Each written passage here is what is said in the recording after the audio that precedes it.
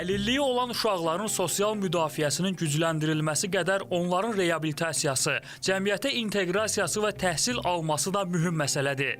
Təhsil sahəsinə gəldikdə isə hazırda ölkəmizdə 67 ümumi təhsil müəssisəsində inklüziv təhsil həyata keçirilir. Bu məktəblərdə əlilliyi olan uşaqların təhsil alması üçün xüsusi şərait yaradılıb və dəstək xidmətləri göstərilir.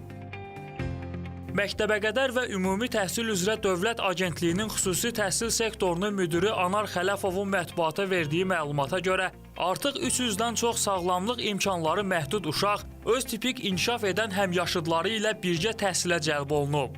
O həmçinin qeyd edib ki, növbəti mərhələlərdə məktəbəqədər, peşə və digər təhsil pillələrində də inklüziv təhsil modelinin tətbiqi planlaşdırılır.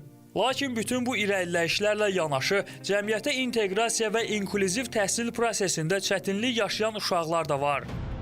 Müsahibimiz Rəqsanə xanımın övladı da inklüziv təhsilə cəlb olunub. O bildirir ki, bu kateqoriyadan olan uşaqlara xüsusi diqqət göstərilməlidir. Müəllimələr çox xahiş eləyərdik ki, bəlkə bu bir metodika kimi də rəhbərliklərə tapşırılsın və yaxud da bu müəllimlərə tapşırılsın ki, bu uşaqlarla xüsusi adı üstündə, yəni xüsusi diqqətə və qayğıya ehtiyacı olan uşaqlar kimi davranılsın və ki, valideynlər var ki, məsəl üçün evlad göndərir məktəbə sağlam, amma o uşaqlar orada artıq sıxışdırılır. Bir növ cəmiyyətdən elə bir kənarlaşdırılmaq kimi. Çox xahiş eləyərdik ki, məktəb rəhbərləri, valideynlər biraz bunlara xüsusi yanaşsınlar ki, o uşaqlar da cəmiyyətin bir üzvüdür.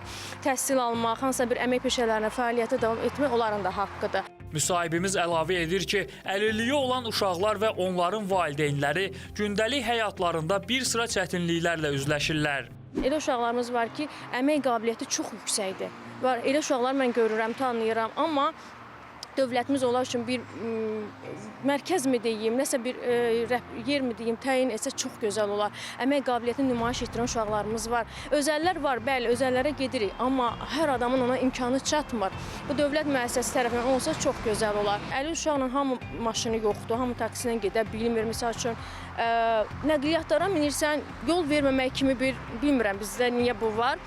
Yol verilmir, bəzən ya anlaşılmır və yaxud da bir şey qırağa qoyuram. Hamının imkanı yoxdur onu harasa aparmağa. Heç olmasa o nəqliyyatdan heç olmasa qiymətlər aşağı olsun həmin əlil uşaqlar üçün. Və yaxud yarı-yarıya və yaxud da ümumiyyətlə pulsuz. Yəni hər nə qədər olsa, yəni bizə də xeyir olar.